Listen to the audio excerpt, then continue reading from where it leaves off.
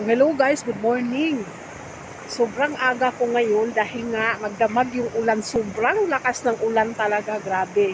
At kaya nga pumunta kami dito sa ilog dahil chinek namin kung malaki ba talaga ang tubig. So guys, talagang sobrang nakakatakot dahil nga ang lakas, sa sobrang lakas ng ulan, ang laki ng kinain ng tubig. Tabi. Guys, ayan siya. Ganyan siya guys. Oh.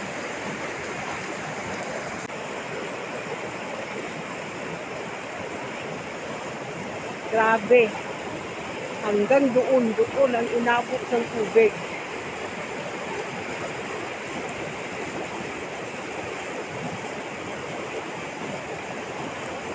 Ayan guys, sobrang lakas. Talaga.